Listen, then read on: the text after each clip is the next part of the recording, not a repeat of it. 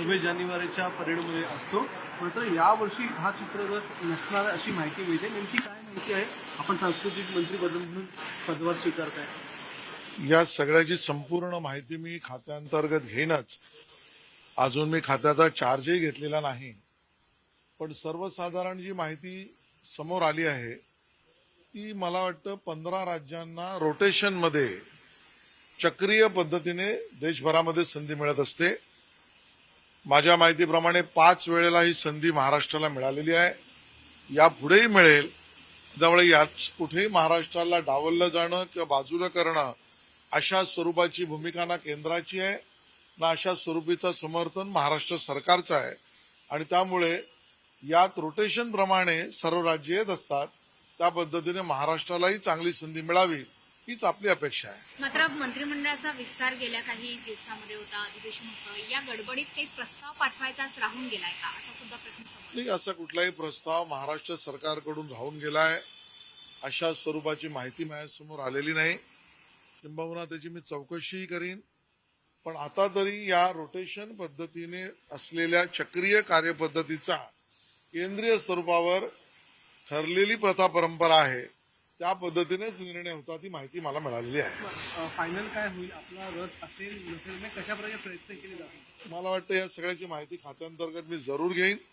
मी पुन्हा एकदा तेच सांगेन की आपल्या पूर्ण देश 15 राज्यांना चक्रीय पद्धतीनेच या ठिकाणी संधी मिळत असते. प्रत्येक राज्याला प्रत्येक 26 जानेवारीला किंवा 15 ऑगस्टला मिळतेच असंही नसतं, मिळत नाही असंही नसतं.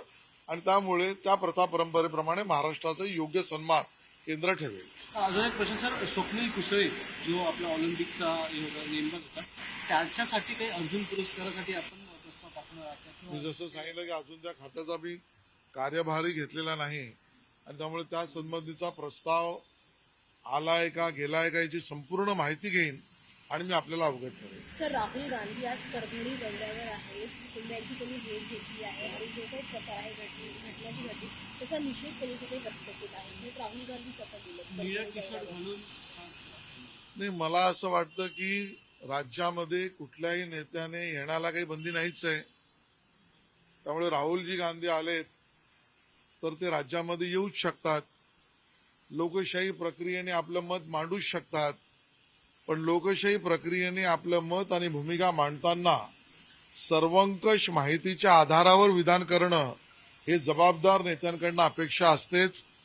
आणि म्हणून या संदर्भामधलं संपूर्ण उत्तर हे विधानसभेमध्ये माननीय मुख्यमंत्री देवेंद्रजींनी दिलेलं आहे.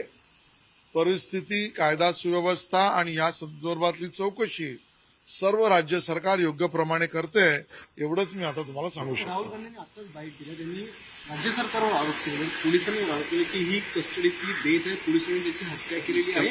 तो संविधानाला वाचवत होता, मात्र सरकारने देखील पोलिसांना पाठीशी घातलेली, सरकारने हत्या केलेली आहे. थेट मुख्यमंत्र्यांवर देखील आरोप. मला वाटतं हे आरोप बिनबुडाचे आहेत. एवढ्या मोठ्या नेत्याने संपूर्ण माहिती न घेता आरोप करणं हे अपेक्षित नाहीये. माननीय मुख्यमंत्र्यांनी सभागृहात सुद्धा याबद्दलची संपूर्ण माहिती सभागृहाला आणि राज्याला अवगत केलेली आहे. या संपूर्ण विषयामधलं योग्य कायदेशीर सर्व बाबी पडताळून पाहण्याचं काम सरकार करते आहे. झालेल्या घटनाक्रमाची संपूर्ण माहिती पोलिसांकडे आहे आणि म्हणून याचं उचित उत्तर सरकारच्या वतीने दिलं जाईल. पण बिना संपूर्ण आधाराचे आरोप करणं हे अपेक्षित आहे. त्या अपेक्षित नाही, बिना विरोधात करू नये हे अपेक्षित आहे, अशी माझी विनंती आहे. सर, भुजबळांनी आज देवेंद्र फडणवीस यांची भेट घेतली होती. त्यांनी असं सांगितलं की 8-10 दिवसांचा फडणवीसांनी वेळ आमच्याकडे मागून घेतलेला आहे. काही दिवसांनंतर मी पुन्हा एकदा या संदर्भाने निर्णय घेईन. काय सुरू आहे नेमकं महायुतीमध्ये? विशेषतः भुजबळ ओबीसी नेत्याचा चेहरा, मोठा चेहरा आहे. ओबीसी त्यामुळे नाराज होत आहेत असं भुजबळांचं.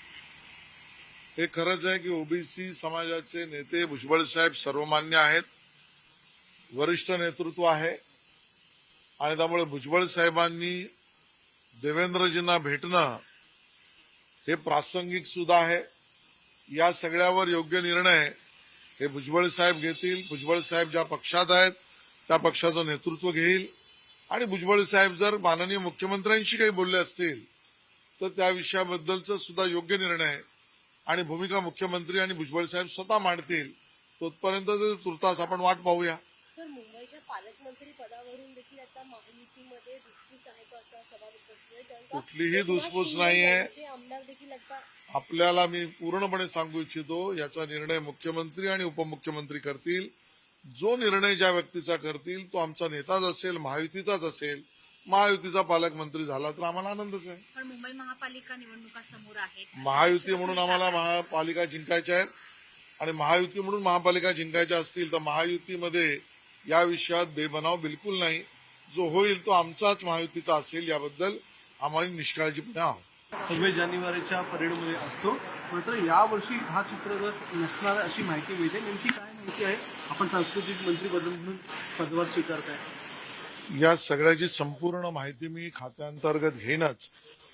अजून मी खात्याचा चार्जही घेतलेला नाही, पण सर्वसाधारण जी माहिती समोर आली आहे ती मला वाटतं 15 राज्यांना रोटेशनमध्ये चक्रीय पद्धतीने देशभरामध्ये संधी मिळत असते.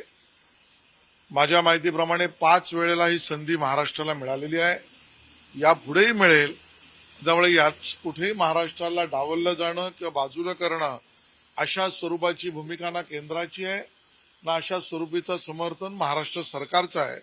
आणि त्यामुळे यात रोटेशन प्रमाणे सर्व राज्य येत असतात. त्या पद्धतीने महाराष्ट्रालाही चांगली संधी मिळावी हीच आपली अपेक्षा आहे. मात्र मंत्रिमंडळाचा विस्तार गेल्या काही दिवसामध्ये होता, अधिवेशन होतं. या गडबडीत काही प्रस्ताव पाठवायचाच राहून गेलाय का, असा सुद्धा प्रश्न समोर नाही, असा कुठलाही प्रस्ताव महाराष्ट्र सरकारकडून राहून गेलाय अशा स्वरूपाची माहिती माझ्यासमोर आलेली नाही. किंबहुना त्याची मी चौकशीही करीन. पण आता तरी या रोटेशन पद्धतीने असलेल्या चक्रीय कार्यपद्धतीचा केंद्रीय स्वरूपावर ठरलेली प्रथा परंपरा आहे, त्या पद्धतीनेच निर्णय होता ती माहिती मला मिळालेली आहे. फायनल काय होईल? आपला रथ असेल नसेल, म्हणजे कशा प्रकारे प्रयत्न केले जातील? मला वाटतं या सगळ्याची माहिती खात्याअंतर्गत मी जरूर घेईन. मी पुन्हा एकदा तेच सांगेन की आपल्या पूर्ण देश 15 राज्यांना चक्रीय पद्धतीनेच या ठिकाणी संधी मिळत असते. प्रत्येक राज्याला प्रत्येक 26 जानेवारीला किंवा 15 ऑगस्टला मिळतेच असंही नसतं, मिळत नाही असंही नसतं. आणि त्यामुळे त्या प्रथा परंपरेप्रमाणे महाराष्ट्राचा योग्य सन्मान केंद्र ठेवेल. अजून एक प्रश्न सर, स्वप्नील कुसळे जो आपला ऑलिम्पिकचा नेमबाज होता, त्याच्यासाठी काही अर्जुन पुरस्कारासाठी आपण प्रस्ताव पाठवणार आहात? मी जसं सांगितलं की अजून त्या खात्याचा मी कार्यभारही घेतलेला नाही आणि त्यामुळे त्या संबंधीचा प्रस्ताव आलाय का गेलाय का याची संपूर्ण माहिती घेईन आणि मी आपल्याला अवगत करेन. सर, राहुल गांधी आज परभणी दौऱ्यावर आहेत. कुटुंबियांची त्यांनी भेट घेतली आहे आणि जो काही प्रकार आहे घटनाची घडली त्याचा निषेध त्यांनी तिथे व्यक्त केला आहे. हे राहुल गांधी स्वतः निळ्या दिलं. टी शर्ट घालून नाही, मला असं वाटतं की राज्यामध्ये कुठल्याही नेत्याने येण्याला काही बंदी नाहीच आहे. त्यामुळे राहुलजी गांधी आलेत तर ते राज्यामध्ये येऊच शकतात. लोकशाही प्रक्रियेने आपलं मत मांडूच शकतात. पण लोकशाही प्रक्रियेने आपलं मत आणि भूमिका मांडताना सर्वंकष माहितीच्या आधारावर विधान करणं हे जबाबदार नेत्यांकडनं अपेक्षा असतेच. आणि म्हणून या संदर्भामधलं संपूर्ण उत्तर हे विधानसभेमध्ये माननीय मुख्यमंत्री देवेंद्रजींनी दिलेलं आहे. परिस्थिती, कायदा सुव्यवस्था आणि या संदर्भातली चौकशी सर्व राज्य सरकार योग्य प्रमाणे करते, एवढंच मी आता तुम्हाला सांगू शकतो. राहुल गांधींनी आताच बाईट दिला. त्यांनी राज्य सरकारवर आरोप केले, पोलिसांवर आरोप केले की ही कस्टडीतली डेथ आहे, पोलिसांनी त्याची हत्या केलेली आहे. तो संविधानाला वाचवत होता, मात्र सरकारने देखील पोलिसांना पाठीशी घातलेली, सरकारने हत्या केलेली आहे. थेट मुख्यमंत्र्यांवर देखील आरोप केले. मला वाटतं हे आरोप बिनबुडाचे आहेत. एवढ्या मोठ्या नेत्याने संपूर्ण माहिती न घेता आरोप करणं हे अपेक्षित नाहीये. माननीय मुख्यमंत्र्यांनी सभागृहात सुद्धा याबद्दलची संपूर्ण माहिती सभागृहाला आणि राज्याला अवगत केलेली आहे. या संपूर्ण विषयामधलं योग्य कायदेशीर सर्व बाबी पडताळून पाहण्याचं काम सरकार करते आहे. झालेल्या घटनाक्रमाची संपूर्ण माहिती पोलिसांकडे आहे आणि म्हणून याचं उचित उत्तर सरकारच्या वतीने दिलं जाईल. पण बिना संपूर्ण आधाराचे आरोप करणं हे अपेक्षित आहे, ते अपेक्षित नाही. विना विरोधात करू नये हे अपेक्षित आहे, अशी माझी विनंती आहे. सर, भुजबळांनी आज देवेंद्र फडणवीसांची भेट घेतली होती. त्यांनी असं सांगितलं की 8-10 दिवसांचा फडणवीसांनी वेळ आमच्याकडे मागून घेतलेला आहे. काही दिवसांनंतर मी पुन्हा एकदा या संदर्भाने निर्णय घेईन. काय सुरू आहे नेमकं महायुतीमध्ये? विशेषतः भुजबळ ओबीसी नेत्याचा चेहरा, मोठा चेहरा आहे. ओबीसी त्यामुळे नाराज होत आहेत असं भुजबळांचं म्हणणं आहे. हे खरंच आहे की ओबीसी समाजाचे नेते भुजबळ साहेब सर्वमान्य आहेत, वरिष्ठ नेतृत्व आहे आणि त्यामुळे भुजबळ साहेबांनी देवेंद्रजींना भेटणं हे प्रासंगिक सुद्धा आहे. या सगळ्यावर योग्य निर्णय हे भुजबळ साहेब घेतील. भुजबळ साहेब ज्या पक्षात आहेत त्या पक्षाचं नेतृत्व घेईल आणि भुजबळ साहेब जर माननीय मुख्यमंत्र्यांशी काही बोलले असतील तर त्या विषयाबद्दलचा सुद्धा योग्य निर्णय आणि भूमिका मुख्यमंत्री आणि भुजबळ साहेब स्वतः मांडतील. तोपर्यंत तुर्तास आपण वाट पाहूया.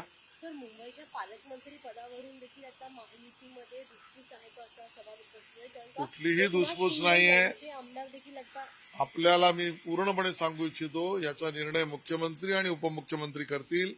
जो निर्णय ज्या व्यक्तीचा करतील तो आमचा नेताच असेल, महायुतीचाच असेल. महायुतीचा पालकमंत्री झाला तर आम्हाला आनंदच आहे. पण मुंबई महापालिका निवडणुका समोर आहेत. महायुती म्हणून आम्हाला महापालिका जिंकायच्या आहेत आणि महायुती म्हणून महापालिका जिंकायच्या असतील तर महायुतीमध्ये या विषयात बेबनाव बिलकुल नाही. जो होईल तो आमचाच महायुतीचा असेल याबद्दल आम्हाला निष्काळजीपणे आहोत.